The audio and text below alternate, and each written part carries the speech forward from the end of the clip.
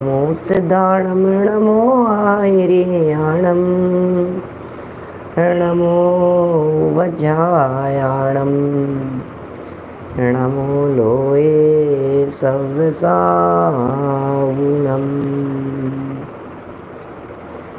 वन्दे तु सर्वसिद्धे ध्रुवमचलमणोवमं गदिं पते वोचामि समय पाहुड़े मिणमो सुध केवली भणिदम नमः समय साराय स्वानुभूत्या चकासते चेत् स्वभावाय भावाय सर्वभावान्तरच्चिदे सर्वभावान्तरच्चिदे जिन स्वानुभूति से खेरी मम स्वानुभूति मधिगिरी श्री विमल धारा जैन श्रुत आनंद अमृत से भरी समता प्रवाह बहावती रागादि विकल्प तोड़ी के माँ सरस्वती प्रतिभाव वंदन दृष्टि निज में जोड़ी के दृष्टि निज में जोड़ी के।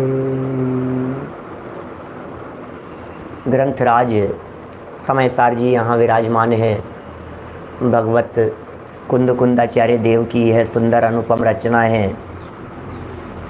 शब्द यद्यपि पौद्गलिक हैं, लेकिन ये पौद्गलिक शब्द भी चैतन्य तत्व का अनुभव कराने के लिए प्रबल निमित्त हैं। पौद्गलिक शब्दों में भी इतनी पावर है कि वो त्रिकाली ध्रुव चैतन्य तत्व का बराबर रसास्वादन और अनुभव करा सके। निमित्त रूप से प्रबल निमित्त हैं ये भाषा वर्गणाएँ, ये शब्द। इन शब्दों को भले ही जिनागम पुद्गल कहकर के पुकारता हो,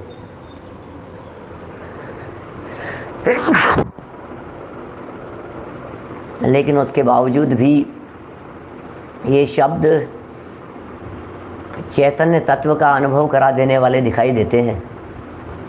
ऐसी पावर है इन शब्दों में, गजब की पावर है इन शब्दों में। ये शब्द कुछ अद्भुत हैं। इन शब्दों में उस चैतन्य तत्व का रस झलकता है, जो रस और जो स्वाद आचार्य देव ने स्वयं ने लिया था। ग्रंथराज समयसार 5 गाथाओं की विषय वस्तु आप लोगों को पक्की हो चुकी है। पहली गाथा में सिद्ध भगवान को वंदन, सिद्धों को नमस्कार, केवली श्रुत केवलियों द्वारा कही गई बात को कहने का संकल्प। दूसरी में जब पहली में समय पाहुड़ को कहने की बात कही, तो दूसरी में समय की बात कर दी। समय माने चैतन्य तत्व, और वो चैतन्य तत्व यदि दर्शन ज्ञान चारित्र में स्थित होता है तो स्व समय है, और कर्म पुद्गल के प्रदेशों में स्थित होता है तो उसे पर समय कह दिया। तीसरी गाथा में कहा कि समय के स्व समय और पर समय के भेद करना ही ठीक नहीं है, क्योंकि समय तो समय होता है। समय पर समय कैसे हो जाएगा, समय स्व समय कैसे होगा? जब पर समय ही नहीं होगा तो स्व समय भी नहीं होगा। और ये चर्चा ही अशुद्धता है, और समय को तो अशुद्धता होती ही नहीं है, समय तो शुद्ध ही है। चौथी गाथा में यह कहा कि हमें मालूम है तुमने आज तक कभी ये बातें सुनी नहीं होगी। काम भोग बंधन की कथाएं ही आज तक अनादिकाल से सुनी है, इसलिए चिंता मत करो, हम तुम्हें वो बातें सुनाएंगे, हम तुम्हें वो कथा सुनाएंगे, हम तुम्हें वो कहानी सुनाएंगे, वो स्टोरी सुनाएंगे जो तुमने कभी सुनी नहीं होगी। 5वीं गाथा में उस एकत्व विभक्त आत्मा को ही दिखाने की प्रतिज्ञा ली और ये कहा कि भैया तुम छल ग्रहण मत करना। क्या चुक्केज छलम न घेतवम, यदि मैं चूक जाऊं, अरे मैं नहीं चूक जाऊं, तुम मत चूक जाना, ऐसा अर्थ है तुम चूक कर छल ग्रहण मत करने लग जाना। ये बात 5वीं गाथा में कही और कहा एकत्व विभक्त आत्मा को ही दिखाऊंगा। एकत्व माने स्व से एकत्व और विभक्त माने पर से विभक्त, इस आत्मा को ही मैं तुम्हें दिखाऊंगा। और 6ठी गाथा में कहा देखो ये एकत्व विभक्त आत्मा। क्या अभी ना प्रमत्त है ना प्रमत्त है कह करके विभक्तपना दिखाया और ज्ञायक तो ज्ञायक ही है यह कह करके एकत्वपना दिखाया।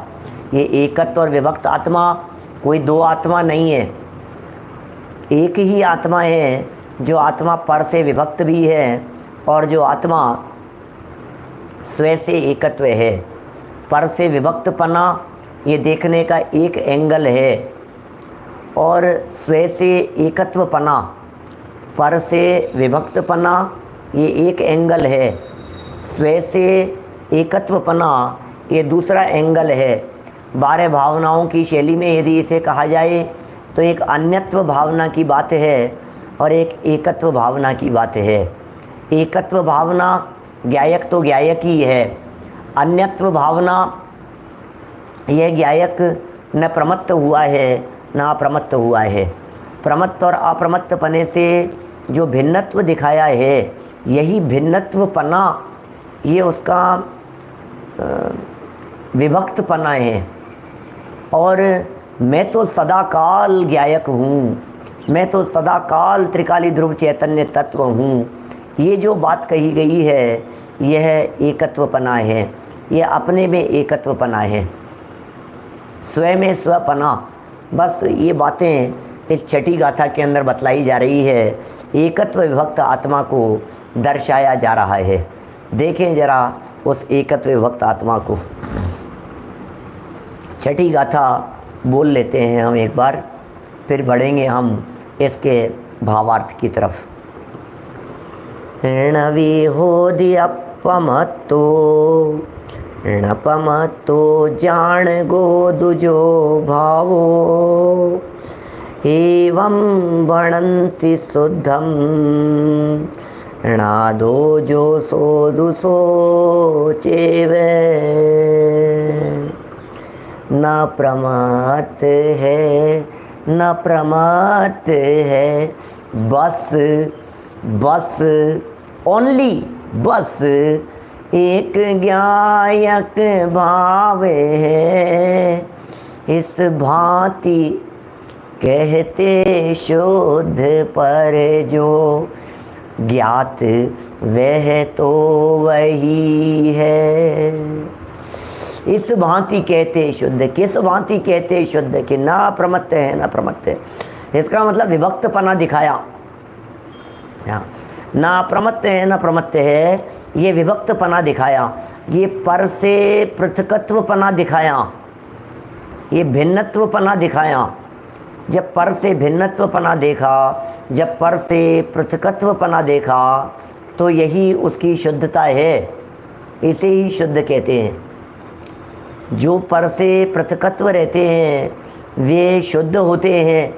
माने शुद्धता में दो बातें शामिल होती है, एक तो पर से अलिप्तता, शुद्धता में दो बातें शामिल हैं, ध्यान दीजिएगा।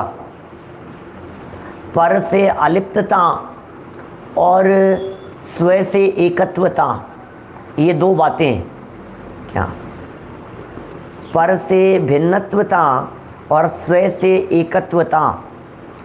स्व की अखंडता खंडित नहीं हो और पर का प्रवेश नहीं हो।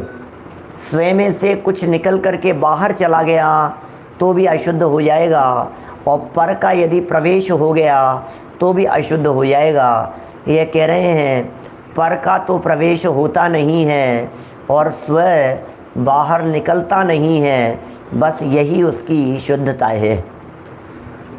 आज तक किसी पर वस्तु का प्रवेश मुझ में नहीं हुआ, यह मेरी शुद्धता है। और मुझ में जो था वो आज तक कभी निकल करके बाहर गया नहीं, यही मेरी शुद्धता है। ये चैतन्य की शुद्धता बतला रहे हैं, ये ज्ञायक भाव की शुद्धता बता रहे हैं। बड़े सुंदर पंक्तियाँ हैं, भावार्थ हम यहाँ पढ़ रहे थे और ये कहा कि ये जो प्रमत्त अप्रमत्त पर्यायें हैं, ये प्रमत्त अप्रमत्त पर्यायें संयोग जनित पर्यायें होती है, और ये जो संयोग जनित पर्यायें होती है, प्रमत्त अप्रमत्त पर्यायें, यह अशुद्धता द्रव्य दृष्टि में गौण है। इसका मतलब द्रव्य दृष्टि में प्रमत्त अप्रमत्तपना दिखाई नहीं देगा। व्यवहार, अभूतार्थ, असत्यार्थ और उपचार कह दिया था इनके लिए। ये सब शब्द बहुत पावरफुल शब्द हैं अपने आप में। एक एक शब्द ही ऐसा है जो बहुत त्रिकालिक रूप चैतन्य को दिखाता है।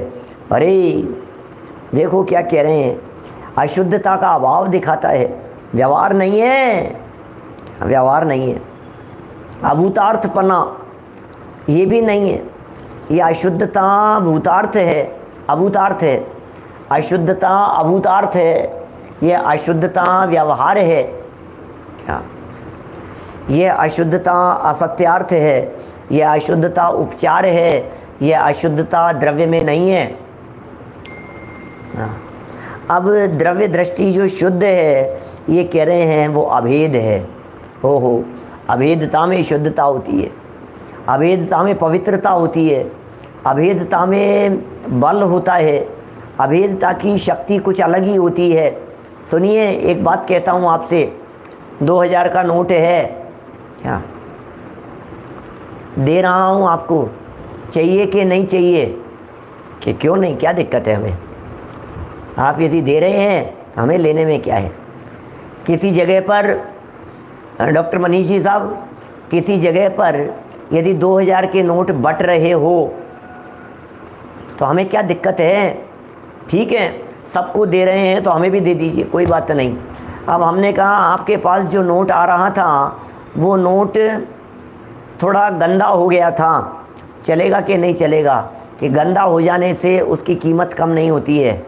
कि अच्छा जो नोट आपको दिया जा रहा है वो नोट साइड से उसका कॉर्नर मुड़ गया था, बोले मुड़ जाने से उसकी वैल्यू कम नहीं होती है। कि नहीं, हमने उस 2000 के नोट को ऐसा था और हमने उसको ऐसा मोच दिया हाथ से, बोलो अब तो आप कहेंगे इससे उसकी कीमत कम नहीं होती है, भले ही उसे मोड़ दिया गया हो, नोट को मोच दिया गया हो, बोले उससे भी फ़र्क नहीं पड़ता है, कीमत कम नहीं होती है, क्या फ़र्क पड़ गया है, कोई बात नहीं। अब हम ये कह रहे हैं कि जो नोट आपको दिया जा रहा है उस नोट के ऐसे 4 टुकड़े करें और अब आपको देवें, तो अब आप कहेंगे यार अब नहीं चलेगा। ये क्या हुआ, अकेले फटे हुए की बात नहीं कर रहा हूँ, टुकड़े टुकड़े यदि उसके कर दिए जाएं, 4 टुकड़े करके यदि आपको दिया जाए तो बोलो पाटनी जी अब आप क्या कहेंगे। अब नहीं चलेगा, अब नहीं चलेगा भाई साहब। क्या 4 टुकड़े कर देने पर टुकड़े नहीं चलेंगे, टुकड़े कर दिए तो कीमत कम हो गई। कदाचित कहीं क्या, कदाचित कहीं आपका परिचय हो, उनको चिपका लेवें, चिपका करके ले जावें, बैंक में ले जावें, किसी परिचित के पास में ले जावें, आरबीआई के पास में भेजें। क्या वैसे तो वैल्यू 0 हो गई है, नहीं तो घट तो गई ही है, ये तो नक्की है। क्या कचरे हो गया यदि वो टुकड़ा टुकड़ा हो गया तो। यही हम कह रहे हैं, ये जिस तत्व को दिखा रहे हैं कुंद कुंद स्वामी, ये अभेद तत्व है, अखंड तत्व है, अभेद है, बस यही भूतार्थ है। क्या माने वापस उसे एक कर दोगे, लेकिन एक करने पर भी ऐसा यदि एक किया गया, आइए जैन साहब, प्रमोद जी साहब, यदि ऐसा एक किया गया जिसमें भेद दिखे नहीं तब तो चल जाएगा। क्या लेकिन जिसमें वो टुकड़े दिख रहे हैं, जिसमें वो जॉइंट दिख रहे हैं, इसका मतलब भेद पर अभी दृष्टि है, तो अभी कुछ भी होने वाला नहीं है। क्या 2000 के नोट से पूरा सिद्धांत समझ में आ गया सिंगई जी? ऐसा ही है, सबको नोटों की भाषा समझ में आती है, क्या बताएं। ये द्रव्य की भी बात कर रहे हैं, प्रमत्त अप्रमत्त के भेद मत कीजिए, पर्यायों के भेद मत कीजिए। पर्यायें दिखती हैं ये भेद दिखाई दे रहे हैं। जितने भेद हैं दुनिया में ये सब पर्याय जनित भेद हैं। खंड खंड में विकल्प है और अखंड दशा वो निर्विकल्प है। देखिए इसी संबंध में और आगे बढ़ते हैं। इसलिए आत्मा ज्ञायकी है, उसमें भेद नहीं है, इसलिए वह प्रमत्त अप्रमत्त नहीं है। आत्मा ज्ञायक ही है, आत्मा ज्ञायक ही है, ज्ञायक ही है, उसमें भेद नहीं है उस ज्ञायक में, इसलिए वह प्रमत्त अप्रमत्त नहीं है। भेद होते तो प्रमत्त हो जाता, भेद होते तो अप्रमत्त हो जाता, लेकिन भेद नहीं है तो जो है सो है, जैसा है वैसा ही रहेगा। यदि उस 2000 के नोट के भेद नहीं किए गए, क्या यदि उस 2000 के नोट के भेद नहीं किए गए, टुकड़े नहीं किए गए, तो फिर चाहे वो कैसी भी स्थिति में क्यों न हो, उसके 3 फोल्ड करके रखो, चाहे 4 फोल्ड करके रखो, चाहे बिना फोल्ड किए हुए रखो, चाहे वो गंदा हो जाए, चाहे उसके ऊपर मिट्टी थोड़ी सी ऐसी लगा दी जाए, उसके बावजूद भी उसकी कीमत पूरी ही मिलने वाली है, क्योंकि वो अखंड है, वो तो ज्ञायक ही रहेगा। 2000 का नोट तो 2000 का नोट ही रहेगा। कब? जब उसके भेद नहीं किए गए हैं तब, जब उसके टुकड़े नहीं किए गए हैं तब। यही बात यहाँ दिखा रहे हैं कि भेद नहीं है उस ज्ञायक में, ज्ञायक में भेद नहीं है, इसलिए वह प्रमत्त अप्रमत्त नहीं है। चलो शिष्य यह प्रश्न कर रहा हो, मानो पंडित जी साहब से, जयचंद जी छाबड़ा साहब से ये प्रश्न किया, मान लीजिए कि पंडित जी एक बात बतलाइए कि मलिन तो आप ज्ञायक को शुद्ध कह रहे हो, आप ज्ञायक को पवित्र कह रहे हो, आप ज्ञायक को अभेद अखंड कह रहे हो, हमें एक बात बतलाइए कि ये जो अशुद्धता थी, जो भी दिख रही है, ये अशुद्धता क्यों है? बोले पर के संयोग से है। तो बोले फिर हम आपसे कहना चाहते हैं कि ज्ञायक नाम भी पेज नंबर 21 पर सेंटर लाइन है, 21 नंबर पेज पर सेंटर वाली लाइन देखिएगा। ज्ञायक नाम भी, ज्ञायक नाम भी उसे ज्ञेय को जानने से दिया जाता है। क्या ज्ञायक नाम क्यों दिया जाता है? बोले ज्ञेय को जानने से दिया जाता है, और ज्ञेय तो परद्रव्य है, ज्ञेय तो भिन्न वस्तु है। तो यदि वो ज्ञायक है और भिन्न वस्तु को जान रहा है, पर के साथ में संबंध दिखाई दे रहा है, तो अशुद्धता हो गई। तो ये कह रहे हैं क्योंकि ज्ञेय का प्रतिबिंब, क्या कह रहे हैं, ज्ञायक नाम भी उसे ज्ञेय को जानने से दिया जाता है, क्योंकि ज्ञेय का प्रतिबिंब जब झलकता है, ज्ञेय का प्रतिबिंब जब झलकता है, तब ज्ञान में वैसा ही अनुभव होता है। जब ज्ञेय का प्रतिबिंब ज्ञान में झलका तो ज्ञान में वैसा ही अनुभव होता है। कैसा अनुभव होता है? समझ लीजिए आप लड्डू को जानते समय ज्ञान में लड्डू का ही अनुभव आ रहा है। कई लोगों के तो मुंह में पानी आ गया होगा लड्डू शब्द सुनते ही। ये क्या हुआ? ज्ञान में लड्डू बना, ज्ञान में गुलाब जामुन बना, ज्ञान में मिठाइयाँ बनी, तो मुंह में पानी आया कि नहीं आया? आ गया होगा कुछ लोगों के कि ये मुंह में पानी कहाँ से आ गया, कि ज्ञान में लड्डू बनने से ही उसके प्रति राग आ गया है, आसक्ति आ गई है। तो ये कह रहे हैं जैसा ज्ञान में बना है वैसा ही अनुभव होता है। ये विचार कर कर के भी, आगे गाथा में भूताविष्ट ध्यानाविष्ट के लिए उदाहरण दिए, ये विचार कर कर के भी ऐसा सोचता है, मैं ऐसा हो गया, मैं ऐसा हो गया, मैं ऐसा हो गया। ये ऐसा ही तो है, और क्या है? ये विचारों में ही बदलाव करना। ज्ञान में जो ज्ञेय बनते हैं ये तद्रूप अपने आप को अनुभव करने लगता है। सोच सोच करके अनेक बार ज्ञान में बनने वाले ज्ञेयों को देख देख करके डर जाता है। अनेक बार नींदों में घबरा करके, नींद के काल में घबरा करके अचानक खड़ा हो जाता है। क्या नींद में था और अचानक एकदम डर करके, और फिर किसी ने पूछे क्या हुआ, ओह कुछ नहीं था, सपना था। क्या हुआ? ये जो ज्ञान का जो विषय बना, ज्ञान में जो ज्ञेय बना, उसे देखकर भी कुछ नहीं था, उसके बावजूद भी ये डर गया। इसका मतलब जैसा ज्ञान में आता है वैसा यह अनुभव भी करने लगता है। मैं ये कहता हूँ, आप कभी कभी बैठे बैठे ही मुस्कुराने लगते हैं, आप कभी बैठे बैठे ही टेंशन में आ जाते हैं कि क्या हुआ, कि शायद आपके ज्ञान में कुछ टेंशन वाली बातें विषय बन रही है।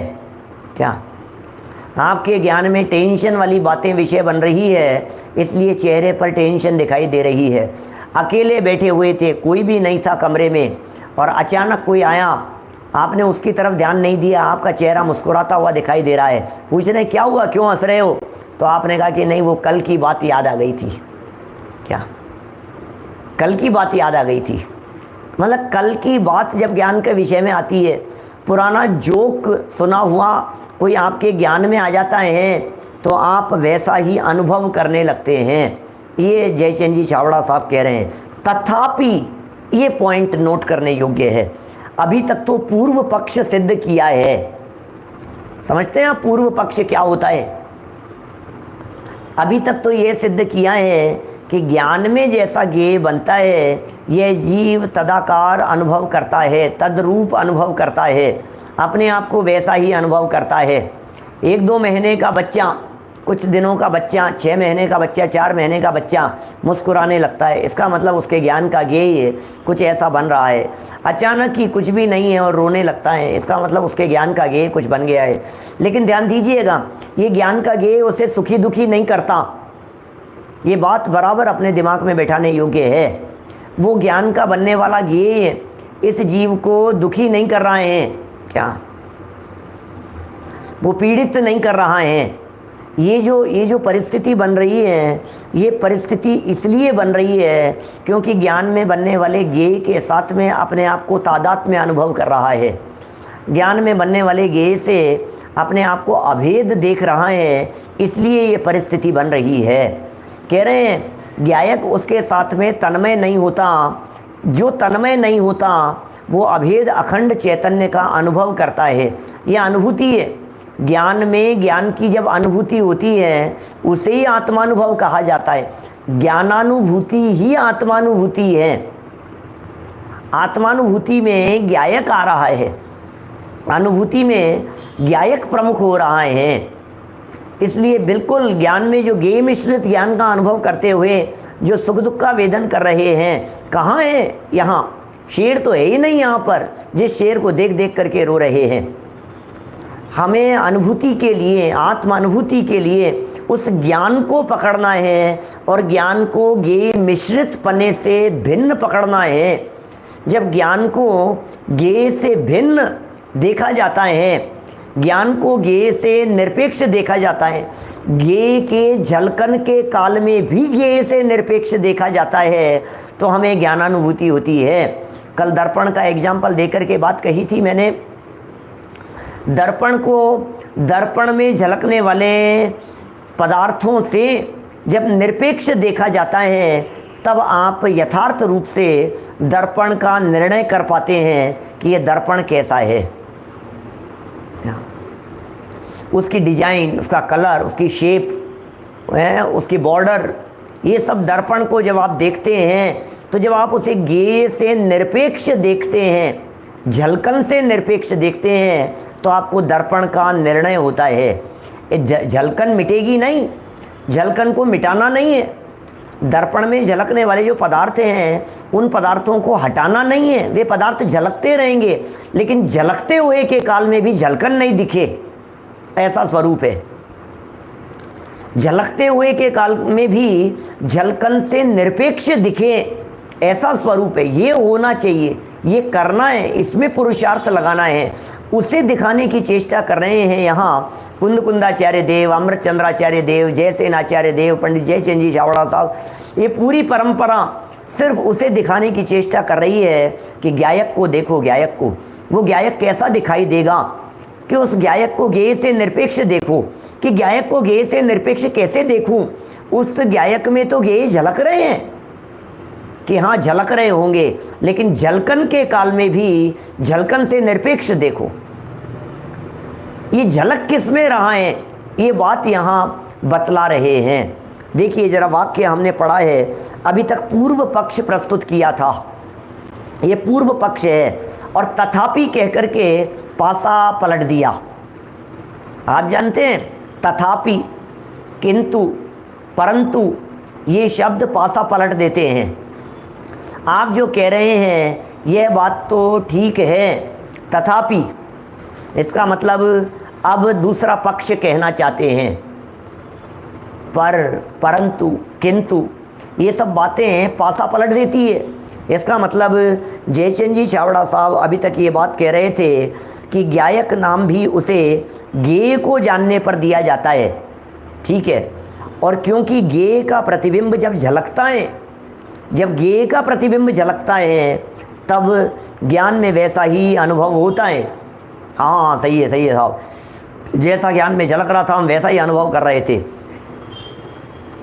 सोच सोच करके भी, अरे ज्ञान में बना विषय बना बना करके भी उसका वैसा अनुभव करने लगता है व्यक्ति।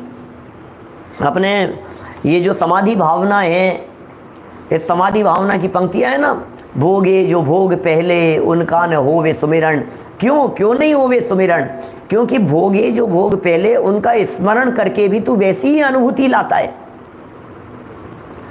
अरे गुलाब जामुन तो उस समय खाया था, अरे आज तक वो मक्खन बड़े का स्वाद आज तक ख्याल में आ रहा है मेरे, ये क्या हो रहा है? ये याद करते ही उनकी शादी में जो हलवा खाया था वैसा स्वाद तो आज तक नहीं आया। इसका मतलब उनकी शादी में खाए हुए उस हलवे का, उस लड्डू का, उस खीर के स्वाद को वर्तमान में स्मरण करके तद्रूप अनुभव करता है। ऐसा हो रहा है, ऐसा होता है। क्या मन है प्रविचारा कह करके पुकारा है हमारे ऊपर स्वर्ग के देवों के संदर्भ में। तो कह रहे हैं तब ज्ञान में वैसा ही अनुभव होता है, ये ज्ञान में वैसा ही अनुभव होता है। तथापि उस अनुभूति के काल में भी, ज्ञान में गेय का अनुभव होने के काल में भी उसे गेयकृत अशुद्धता नहीं होती। ये इम्पोर्टेंट पॉइंट है, गेयकृत अशुद्धता नहीं होती। ये बड़ा ज़बरदस्त, ये पावरफुल चीज़ है, गेयकृत अशुद्धता नहीं होती। क्या? अरे यदि दर्पण में विष्ठा झलक जावे, क्या मान लीजिए बड़ा मिरर लगा हुआ था और किसी साल 6 महीने के बच्चे ने उसके सामने कहीं पोटी कर दी है, तो वो पोटी उस दर्पण में झलक रही है कि नहीं? झलक रही है। तो आप ज़मीन से पोटी तो साफ़ करेंगे, उसकी माँ सब कुछ होगा, और धोएंगे भी, उस ज़मीन को भी धोएंगे, जगह को भी धोएंगे। मैं आपसे पूछता हूँ दर्पण को धोएंगे या नहीं धोएंगे? क्या दर्पण को धोने की ज़रूरत है या नहीं? वहाँ भी तो दिखी थी पोटी, वहाँ भी तो अशुद्धता झलक रही थी कि दिख रही होगी, झलक रही होगी, लेकिन दर्पण में वो पोटी झलकने पर भी वो दर्पण गंदा नहीं होता। यही बात यहाँ सिखाना चाह रहे हैं। दर्पण में सामने वाले पदार्थकृत अशुद्धता नहीं आती। ठीक इसी तरह से गायक में गेयकृत अशुद्धता नहीं आती, उस अशुद्धता का प्रवेश नहीं होता। वो गायक तो सदाकाल शुद्ध ही रहता है। ये बात यहाँ कहना चाह रहे हैं, अपने आत्म तत्व की शुद्धता को बतलाना चाह रहे हैं, अपने चैतन्य की पवित्रता को बतलाना चाह रहे हैं। ये चैतन्य कितना पवित्र है, मैं तो वो परम पवित्र पदार्थ हूँ जिस परम पवित्र पदार्थ में दुनिया की कोई वस्तु छूती ही नहीं है। मुझे अनटच रहने वाला ऐसा परम पवित्र पदार्थ हूँ मैं। इसलिए कहा यहाँ, अरे तुम भले ही अनुभव कर रहे हो, क्या तुम भले ही इन बातों का अनुभव कर रहे हो, तथापि क्या कह रहे हैं? क्या उसे गेयकृत अशुद्धता नहीं है? क्या अशुद्धता है ही नहीं उसमें? क्यों नहीं है भाई साहब अशुद्धता, ये बतला दो। उसमें अशुद्धता क्यों नहीं है? साफ साफ तो उसमें अशुद्धि दिखाई दे रही है। क्या उसमें अशुद्धि दिखाई दे रही है, फिर भी तुम कह रहे हो अशुद्ध नहीं है? हमने तो देखा है, उसमें गंदगी देखी है, उसमें मलिनता देखी है। आपके इस दर्पण में हमने कूड़ा कचरा देखा है, बतलाओ कितना अशुद्ध हो गया है? कमल जी बोरा साहब, कितना अशुद्ध हो गया है? ये बतला रहे हैं यहाँ पर, गेयकृत अशुद्धता नहीं है। क्योंकि कारण तो बतलाओ क्यों नहीं है? क्योंकि जैसा गेय ज्ञान में प्रतिभासित हुआ, जैसा जिस तरह से गेय माने पदार्थ ज्ञान में प्रतिभासित हुआ, पर गेय ज्ञान में प्रतिभासित हुआ, वैसा ज्ञायक का ही अनुभव करने पर, अब तुम गेय का अनुभव मत करो। अभी तक तुमने गेय का अनुभव किया था तो अशुद्धता दिखाई दे रही थी, और जैसा तुमने गेय का अनुभव किया था उसी तरह से उसे गेय न देख करके ज्ञायक का अनुभव करो, तो फिर ज्ञायक तो ज्ञायक ही है। बोलो, वो जो दर्पण है, उस दर्पण में कुछ भी क्यों नहीं झलक रहा हो, कुछ भी क्यों नहीं झलक रहा हो, किसी भी पदार्थ के झलकने के काल में भी वो दर्पण अपना दर्पणत्वपना नहीं खोता। इसी तरह से ज्ञान में कुछ भी झलकने के बावजूद भी ज्ञान अपना ज्ञानपना नहीं खोता, या ज्ञायक अपने ज्ञायकत्व स्वभाव को नहीं खोता, वो तो सदा काल ज्ञायक ही रहता है।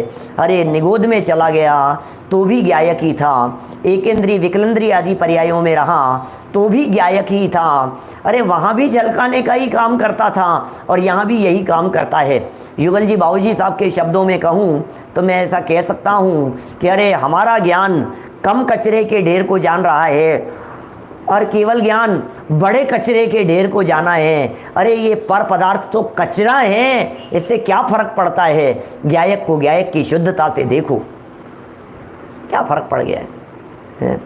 नहीं नहीं, इतना जाना, इतना जाना, इतना जाना।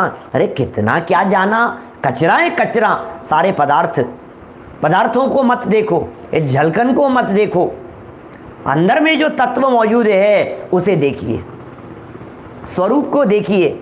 स्वरूप को देखने पर आनंद के झरने झरेंगे, और स्वरूप को न देख करके झलकन को देखोगे तो कभी कुछ झलकेगा और कभी कुछ झलकेगा। रोते रहोगे आप, बार बार रोएंगे आप, रोना आएगा, आंखों से आंसू बहेंगे। ये क्या हो गया, ये क्या हो गया, ये क्या हो गया? अरे कुछ नहीं हुआ है, जैसा था वैसा का वैसा ही है। तुझे लग रहा है ये क्या हो गया, ये क्या हो गया? ये विकल्प है, कुछ नहीं हुआ है।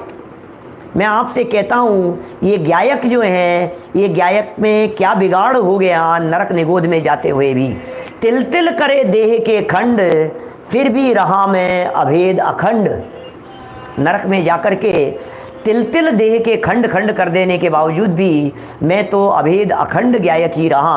वहाँ नरक में भी ज्ञायक था, एकेंद्रीय पर्याय में भी ज्ञायक था, निगोद दशा में भी ज्ञायक था, विकलेंद्रीय पर्यायों में भी ज्ञायक था, त्रियंच दशा में भी ज्ञायक ही रहा, भोग भूमि में रहा तो भी मैं ज्ञायक ही रहा। अरे कुभोग भूमि में गया, शरीर बिगड़ गया, लेकिन ज्ञायक तो ज्ञायक ही रहा। कुभोग भूमि में चला गया, सर पर सींग दिखाई दे रहे हैं। कुभोग भूमि में चला गया, पीछे पूंछ लग गई है। कुभोग भूमि में चला गया, आधा शरीर मनुष्य का और आधा त्रियंचों जैसा दिखाई दे रहा है, उसके बावजूद भी ज्ञायक तो ज्ञायक ही रहा। ये कह रहे हैं भाई साहब, ये क्या ज्ञायक दिखा रहे हैं? उस ज्ञायक को देखो। ये कुंद कुंदाचार्य देव ने कहा है, मैं दिखा रहा हूँ, तुम देखना। आंखें बंद करके देखना कि ये जानने वाला कौन है। आंखें बंद करके देखने का प्रयत्न करना कि ये ज्ञायक पकड़ में आ रहा है कि गेय पकड़ में आ रहा है क्या।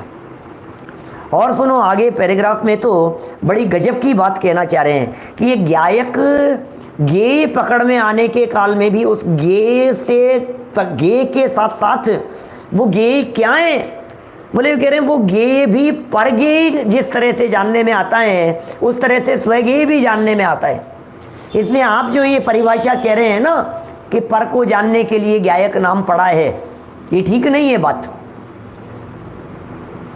पर को नहीं जानकर जब स्वयं स्वयं को जानता है, उस काल में भी गायक गायक ही रहता है। इसका जो नाम गायक पढ़ा है, ये गायक पर को जानने के लिए गायक नहीं पढ़ा है, क्योंकि पर को जाने तब भी गायक था, और पर को नहीं जानकर अपने आप को जाने तब भी तो गायक था। लोहाड़िया जी साहब, जब ये अपने आप को जान रहा है तब भी तो गायक ही है।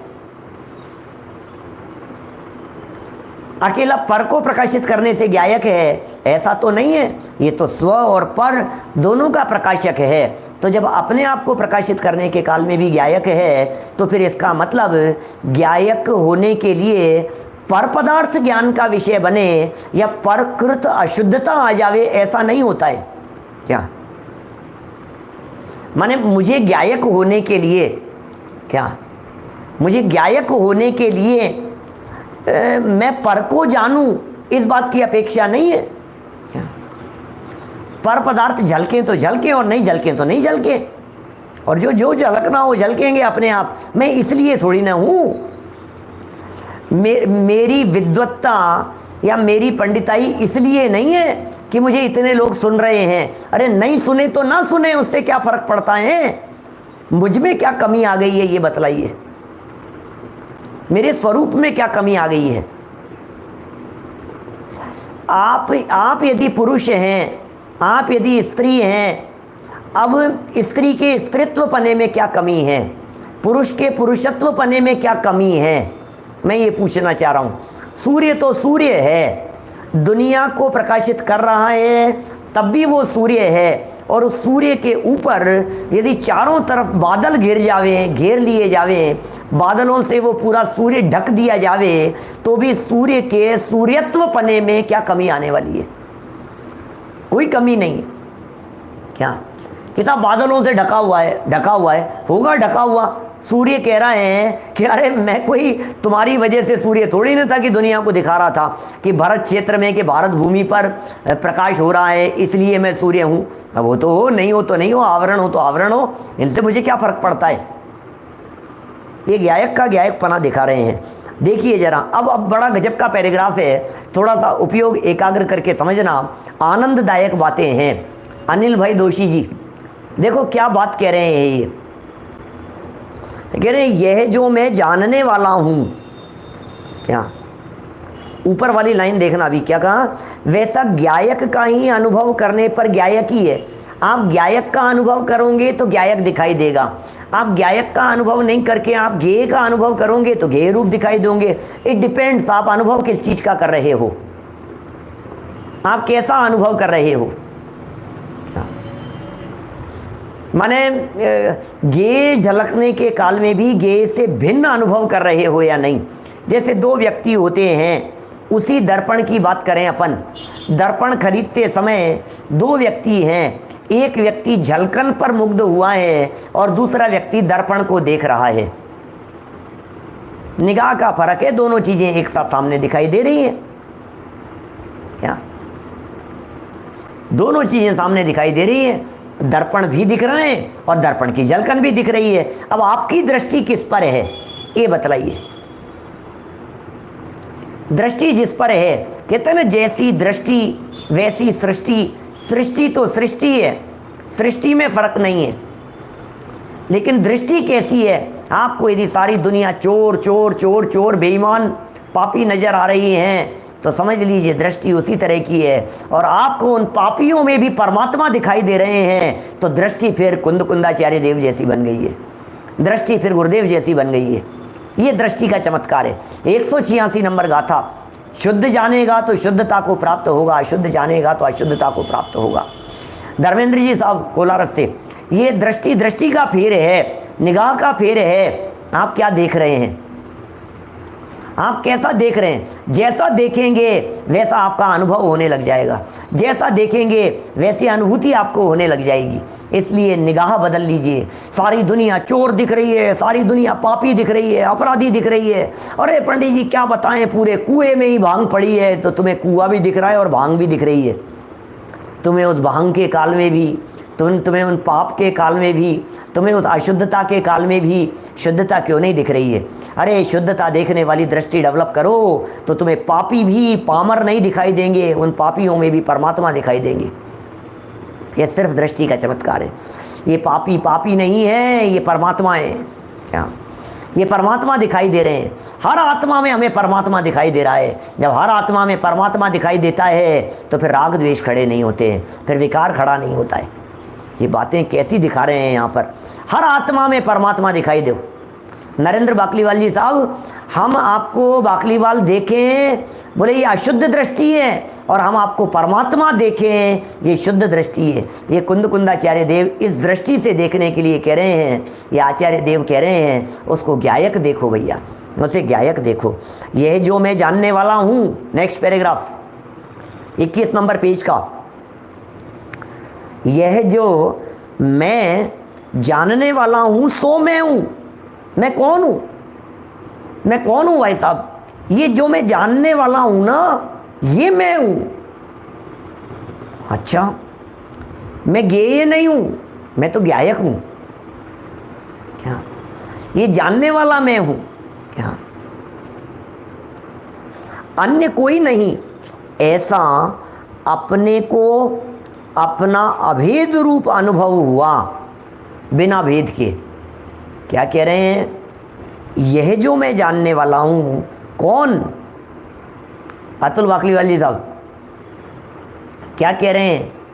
यह जो मैं जानने वाला हूँ, यह जो मैं जानने वाला हूँ सो मैं ही हूँ, ये मैं ही हूँ, अन्य कोई नहीं। कौन जानने में आ रहा है? आपके क्या जानने में आया? अरे जब आप रात्रि में अचानक स्वप्न में उठ गए, खड़े हुए, उठ करके बैठ गए, हम आपसे पूछ रहे हैं क्या आया आपके ज्ञान में? कि साहब बंदर आ गया था, बिल्ली आ गई थी, शेर चीते आ गए थे ज्ञान में, अचानक डर करके उठ गया। तो शेर चीते कहाँ आए थे? क्या कहाँ आए थे? कि ज्ञान में। तो ज्ञान में तो ज्ञान था, ज्ञान में ज्ञेय नहीं था, वो ज्ञेय तो है ही नहीं। अरे कभी कभी भूत पिशाच इस तरह की आकृतियाँ आपके ज्ञान में बन जाती है। मैंने कहा भूत, भूत कहते ही आपके ज्ञान में भूत बन गया। अब कैसा भूत बना होगा? सबके ज्ञान में अलग अलग तरह के भूत बने होंगे। राजेंद्र बावेल जी साहब, सबके ज्ञान में अलग अलग तरह के भूत बने होंगे।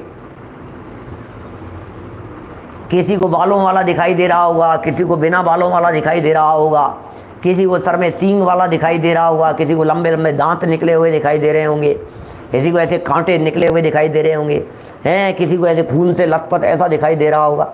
कैसा भूत दिख रहा है आपको बताओ तो सही? क्या पता ये कहाँ से देखा आपने? ये भूत ये कहाँ बन गया है? जिस तरह का भूत भरत भाई आपके ज्ञान में बन रहा है, मैं दावे के साथ कह सकता हूँ 99% नहीं 100% मैं ये बात कहता हूँ, उस तरह का भूत इस दुनिया में कहीं नहीं है। उस तरह के भूत की सत्ता ही नहीं है इस दुनिया में। जब इस दुनिया में उस तरह के भूत की सत्ता ही नहीं है तो फिर ये भूत आया कहाँ से? ये तो बताओ। बाहर तो है ही नहीं, फिर आया कहाँ से? बोले ये ज्ञान का भूत है जो ज्ञान ने बनाया है, ये रचना ज्ञान ने बनाई है, ये संरचना ज्ञान की है। इसलिए यहाँ ये कहना चाह रहे हैं कि जब ज्ञान की संरचना है तो ज्ञान में भूत दिखा कि ज्ञान में ज्ञान दिखा? क्या ज्ञान में क्या दिखा? ज्ञान में भूत दिखा ये कहना, ज्ञान में भूत दिखा ये समझना, ये व्यवहार है, क्योंकि इसमें भेद दिखाई दे रहे हैं। अभी भूत दिखने लगा और अभी हमने कहा देव देखिए तो देव दिखने लगा। बोले ये जो दिखाई दे रहा है ये व्यवहार है, क्योंकि ये सब भेद हैं। भेद सो व्यवहार, इसे व्यवहार कहते हैं। भूत बहुत सुंदर होते हैं, लेकिन मेरे भूत कहने पर आपको सुंदर आकृति नहीं दिखाई देगी। राजीव जी भाई साहब, मेरे भूत कहने पर आपको सुंदर आकृति नहीं दिखाई देगी। अरे ये तो देवगति के जीव हैं, भूत तो व्यंतरवासी देव हैं। देव लोग बदसूरत नहीं होते हैं, देव लोग तो सर्वांग सुंदर होते हैं, लेकिन फिर भी वो सुंदरता नहीं दिखाई दी। सुनील जी सर्राफ साहब, ये उस भूत में भी कह रहे हैं भूत को भूत नहीं देख करके उसे ज्ञान की पर्याय देखो, और ज्ञान की पर्याय में ज्ञान झलक रहा है, ज्ञान की पर्याय में ज्ञान ही है। ऐसा जब दिखाई देता है तो ज्ञायक को ज्ञायक का अनुभव होता है, और ज्ञायक को ज्ञायक का अनुभव होता है, जिसे ज्ञानानुभूति कहते हैं। यही आत्मानुभूति होती है, यही अनुभूति है। क्या शब्द दिए हैं, ये क्या पकड़ना है, ये जो मैं जानने वाला हूं इसे पकड़ना है। आंखें बंद करके एकांत में बैठ करके क्या चल रहा है आपके ज्ञान में कि आत्मा ऐसा है, आत्मा ऐसा है। बोले आत्मा ऐसा है, ये जो विकल्पात्मक भूमिका में चल रहा है, ये जो विकल्प चल रहे हैं, मैं विकल्प करने वाला कि मैं विकल्पों को जानने वाला, मैं होते हुए विकल्पों के काल में भी उन विकल्पों को जानने वाला हूं। होते हुए विकल्पों के काल में भी जब ये विकल्प हो रहे हैं तब ये विकल्प ज्ञान का विषय बन रहे हैं ना। जब ये विकल्प हो रहे हैं तब ये विकल्प ज्ञान का विषय बन रहे हैं या नहीं, कि हाँ विकल्प ज्ञान का विषय बन रहे हैं। तो ये जो विकल्प ज्ञान का विषय बने, तो मैंने ज्ञान को विषय बनाया कि विकल्प को विषय बनाया? विकल्प को विषय बनाया ये कहना व्यवहार है, और मैंने ज्ञान को विषय बनाया यह कहना परमार्थ है। ये अभेदता है, इसका नाम परमार्थ है। अभेद को परमार्थ कहते हैं, अभेद को निश्चय कहते हैं। ये अभेद निश्चय पने की बात यहाँ कह रहे हैं। देखिए, यह जो मैं जानने वाला हूँ, यह जो मैं जानने वाला हूँ, ये गाथा का चौथा चरण है। ज्ञायक तो ज्ञायक ही है, ज्ञात वह तो वही है। णादो जो सो दुसो चेव, ये वही जो ज्ञात वह तो वही है। ये उस चरण की व्याख्या चल रही है। ये छठी है भाई साहब, ये छठी का लेख है, ये छठी गाथा है। बात सूक्ष्म है, लेकिन ऐसी सूक्ष्म नहीं है जो हमारे पकड़ में नहीं आ सके। बात भले ही सूक्ष्म है, लेकिन सूक्ष्म होते हुए भी पकड़ में आ सके, ऐसी है। सुरेंद्र जी बाबूजी साहब कोटा से, पकड़ में नहीं आ सके ऐसा नहीं है, पकड़ में आ सकती है। अरे कितनी भी सूक्ष्म क्यों नहीं हो, मेरे पास में सूक्ष्म दृष्टि है उसे पकड़ने के लिए। मेरा ज्ञान इतना सूक्ष्म है जो उसे पकड़ सकता है। ये ज्ञान ऐसी छेनी है, ज्ञान ऐसी प्रज्ञा है, ज्ञान ऐसी क्या कहेंगे उसे, चिमटी है। ज्ञान में ऐसी पकड़ है जो सारी बातें पकड़ में आ जाए। क्या देखिए क्या कह रहे हैं, यह जो मैं जानने वाला हूं, मैं कौन हूं, मैं जानने वाला हूं। देखिए यहां राग से भगवान आत्मा को पकड़ने के लिए नहीं कह रहे हैं, यहाँ क्रोध से आत्मा को पकड़ने के लिए नहीं कह रहे हैं, यहाँ ज्ञान से आत्मा को पकड़ने के लिए कह रहे हैं। क्योंकि क्रोध तो विभाव है। कभी कभी ऐसा कहते हैं ना, गुस्सा आया, कि गुस्सा किसको आया, गुस्से को किसने जाना। तो मैं गुस्से को जानने वाला नहीं, यहाँ तो ये कह रहे हैं गुस्सा यदि ज्ञान का विषय बन रहा है तो ये तो भेद दृष्टि है। गुस्से को जानने वाले ज्ञान के काल में भी क्रोध न दिखाई दे करके क्रोध को जानने वाला, क्रोध को नहीं, क्रोध को कहते ही पर दृष्टि हो गई। क्या अभी ये अभेद दृष्टि की बात कर रहे हैं हम। उदाहरण देते समय कैसा समझाते हैं बतलाओ। बहुत सब जब विद्वान जब सब चर्चा करते हैं, अरे मुझे गुस्सा आ रहा है, मुझे गुस्सा आ रहा है। अच्छा तुम्हें गुस्सा आ रहा है, गुस्सा आ रहा है तो गुस्सा आ रहा है ये जाना किसने? तो बोले मैंने जाना। गुस्से को जाना ना तुमने, कि हाँ मैंने जाना। तो तुमने गुस्से को जाना, तो ये जो जानने वाला है ना, ये मैं हूं, ऐसा समझाते हैं। अब ये गाथा और थोड़ी सूक्ष्मता में जाकर के बात कर रही है।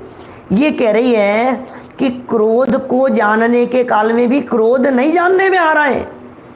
क्या बात समझना थोड़ी, उपयोग की एकाग्रता पूर्वक। क्रोध को जानने के काल में भी क्रोध ज्ञान का विषय नहीं बन रहा है। यदि क्रोध ज्ञान का विषय बना तो ये तो फिर वही तू ज्ञेय की तरफ से देख रहा है ज्ञायक को। ज्ञेयों से निरपेक्ष कहां देखा? यहां तो ज्ञेय से निरपेक्ष देखना है।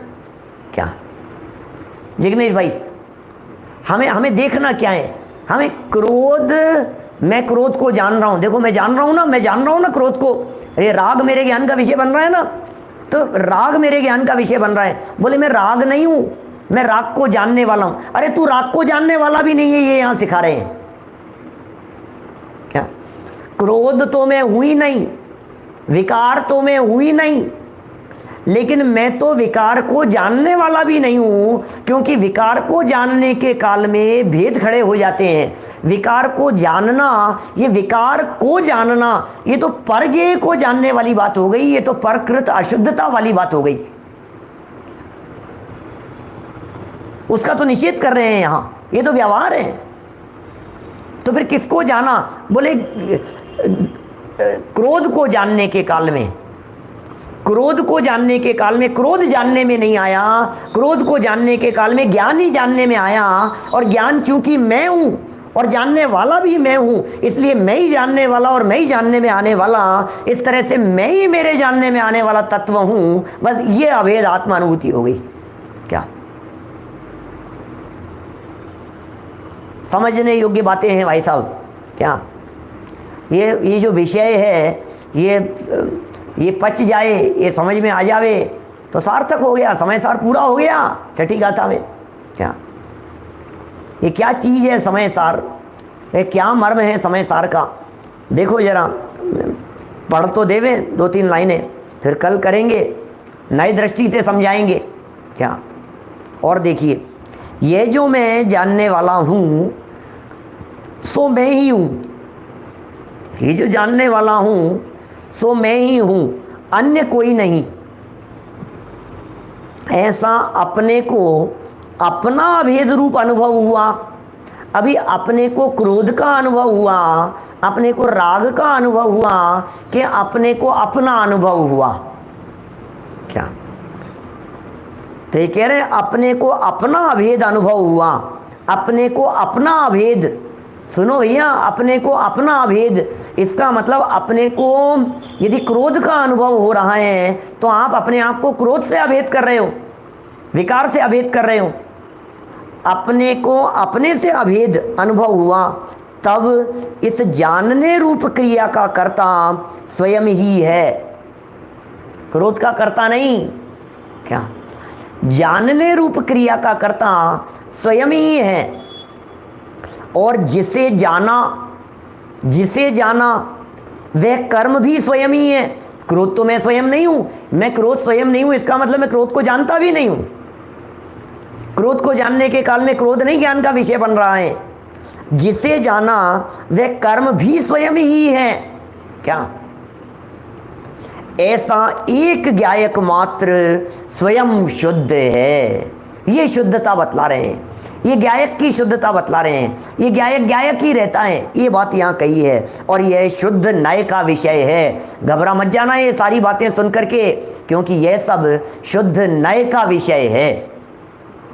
क्या आदिश जी भाई साहब दिल्ली से बोलो, ये शुद्ध नय का विषय है। अन्य जो पर संयोग जनित भेद हैं वे सब भेद रूप अशुद्ध द्रव्यार्थिक नय के विषय हैं। अब यह क्या कहना चाहते हैं, शुद्ध द्रव्यार्थिक और अशुद्ध द्रव्यार्थिक आदि के माध्यम से ये कुछ और अद्भुत बातें हैं। कल इस प्रकरण को और आगे बढ़ाएंगे। अभी की बात को हम यहीं विराम देते हैं, इसी भावना पूर्वक कि आपके पास में 23 घंटे का समय है। प्रातः 9:20 पर उपस्थित होने के पहले आप अभ्यास कीजिए, आप एकांत में बैठिए, आप उस ज्ञायक को ज्ञायक अनुभव करने का प्रयत्न कीजिए। आप ज्ञान में ये झलकने के बावजूद भी उसमें ज्ञायक को पकड़ने की कोशिश कीजिए।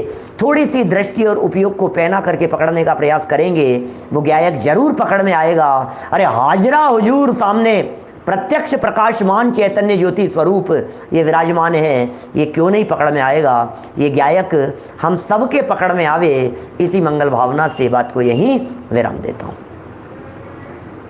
जिनवाणी स्तुति। निज निधि निज में बताई, यह अनंत उपकार है। उसके लिए जिन वाणी माँ को वंदना शत बार है, वंदना शत बार है। नमो